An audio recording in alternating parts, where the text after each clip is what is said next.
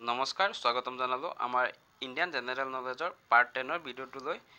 ইয়াৰ আগত আমি 9টা পাৰ্ট আলোচনা কৰিলোঁ।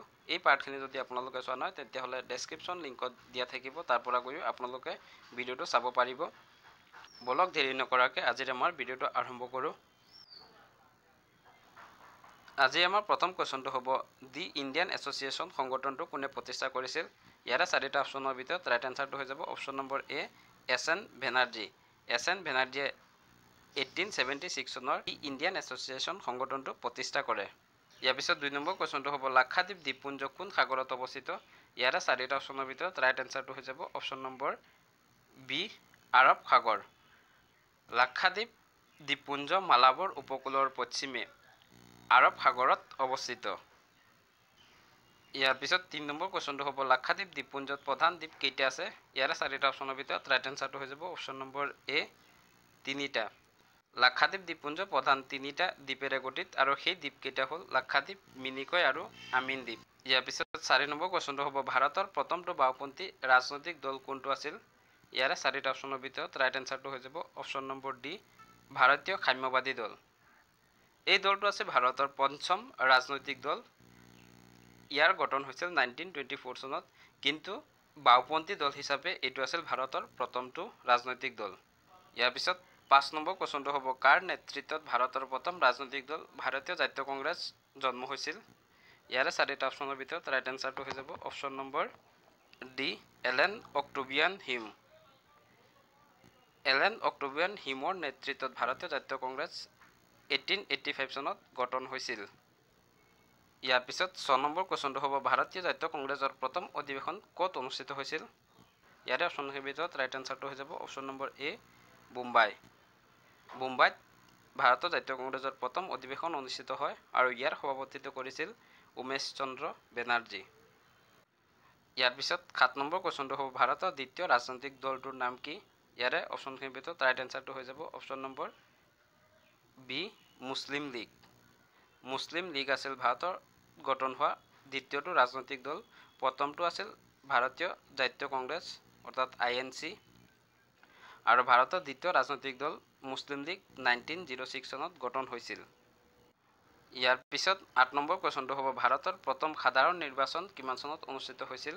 ইয়াৰে অপশ্যনখিনিৰ ভিতৰত ৰাইট এনচাৰটো হৈ যাব অপশ্যন নম্বৰ ডি, 1952 চনত। 1952 চনত ভাৰতৰ প্ৰথম সাধাৰণ নিৰ্বাচন অনুষ্ঠিত হয়। ইয়াৰ পিছত 9 নম্বৰ কুৱেশ্যনটো হ'ব, ভাৰতৰ প্ৰথম আঞ্চলিক ৰাজনৈতিক দলটোৰ নাম কি? ইয়াৰে 4টা অপশ্যনৰ ভিতৰত ৰাইট এনচাৰটো হৈ যাব অপশ্যন নম্বৰ বি, দ্ৰাবিড় মুনেত্ৰা কাজাগম। দ্ৰাবিড় মুনেত্ৰা কাজাগম ভাৰতৰ প্ৰথমটো আঞ্চলিক ৰাজনৈতিক দল আৰু এই দলটো গঠন হৈছিল তামিলনাডুত। 10 নম্বৰ কুৱেশ্যন, দ্ৰাবিড় মুনেত্ৰা কাজাগম কোনখন ৰাজ্যৰ এটা ৰাজনৈতিক দল? ইয়াৰে অপশ্যনখিনিৰ ভিতৰত ৰাইট এনচাৰটো হৈ যাব অপশ্যন নম্বৰ চি, তামিলনাডু।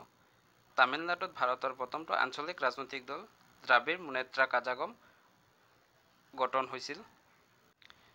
ইয়াৰ পিছত 11 নম্বৰ কুৱেশ্যনটো হ'ব, ভাৰতৰ ৰাষ্ট্ৰীয় ডলফিন সংৰক্ষণ কেন্দ্ৰ ক'ত অৱস্থিত?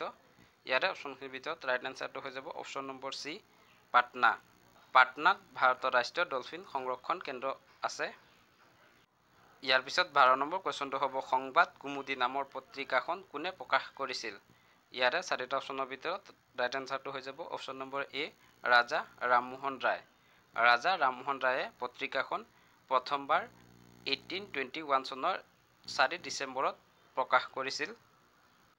ইয়াৰ পিছত 13 নম্বৰ কুৱেশ্যনটো হ'ব, কোনটো সংবিধান সংশোধনৰ জৰিয়তে ভোট দিয়াৰ বয়স 21ৰ পৰা 18 বছৰ কৰা হয়? ইয়াৰে 4টা অপশ্যনৰ ভিতৰত ৰাইট এনচাৰটো হৈ যাব অপশ্যন নম্বৰ এ, 61তম সংবিধান সংশোধনী। 61তম সংবিধান সংশোধনীৰ জৰিয়তে ভোটাৰৰ বয়স 21 বছৰৰ পৰা 18 বছৰ কৰা হয় আৰু এই সংবিধান সংশোধনী 1989 চনত সংশোধন কৰা হয়। ইয়াৰ পিছত 14 নম্বৰ কুৱেশ্যনটো হ'ব, 61তম সংবিধান সংশোধনী কিমান চনত কৰা হৈছিল? ইয়াৰে 4টা অপশ্যনৰ ভিতৰত ৰাইট এনচাৰটো হৈ যাব অপশ্যন নম্বৰ ডি, 1989 চনত। 1989 চনত 61তম সংবিধান সংশোধন কৰা হয় আৰু এই সংবিধান সংশোধনীৰ জৰিয়তে ভোটাৰৰ বয়স 21 বছৰৰ পৰা 18 বছৰ কৰা হয়।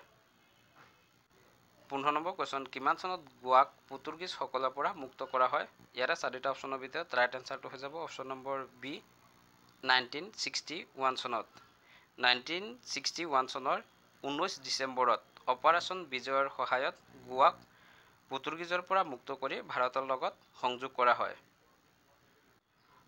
ইয়াৰ পিছত 16 নম্বৰ কুৱেশ্যনটো হ'ব ভাৰতৰ কোনখন হ্ৰদৰ পানী ৰং গুলপীয়া ইয়াৰে চাৰিটা অপশ্যনৰ ভিতৰত ৰাইট এনসাৰটো হৈ যাব অপশ্যন নম্বৰ এ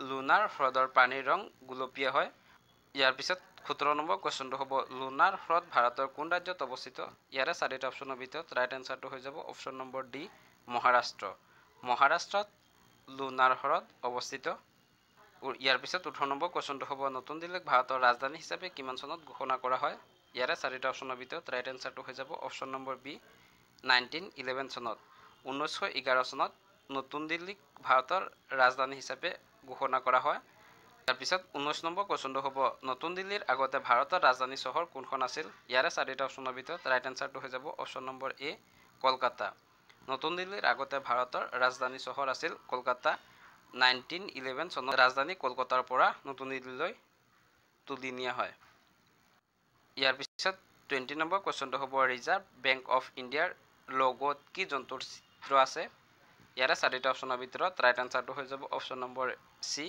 ৰয়েল বেংগল টাইগাৰৰ চিত্ৰ ৰিজাৰ্ভ বেংক অফ ইণ্ডিয়াৰ লগত চিহ্নিত কৰা আছে এইখিনি আছিল আজিৰ আমাৰ ভিডিঅ'টোত আলোচনা কৰিবলগীয়া 20 ইম্পৰ্টেণ্ট কুৱেশ্যন যদি কুৱেশ্যনখিনি ভাল পাইছে তেতিয়াহ'লে কুৱেশ্যনখিনি নোট ডাউন কৰি যাব আৰু যদি কুৱেশ্যনখিনিত কিবা ভুল হৈ থাকে তেতিয়াহ'লে সেই ভুলটো আঙুলিয়াই দিব বুলি আশা ৰাখিছোঁ ইয়াৰ পিছত আজিৰ আমাৰ কুৱেশ্যনটো হ'ব ভাৰতৰ সংবিধানখন ৰচনা কৰোঁতে মুঠ কিমান দিনৰ সময় লাগিছিল ইয়াৰে চাৰিটা অপশ্যন দিয়া আছে এই অপশ্যনখিনিৰ ভিতৰত আপোনালোকে ৰাইট এনসাৰটো কমেণ্ট কৰি জনাওক যদি ভিডিঅ'টো ভাল পাইছে তেতিয়াহ'লে লাইক কমেণ্ট শ্বেয়াৰ এণ্ড চেনেলটো ছাবস্ক্ৰাইব কৰিবলৈ নাপাহৰিব ভিডিঅ'টো শেষলৈ চোৱাৰ বাবে ধন্যবাদ জয় আই অসম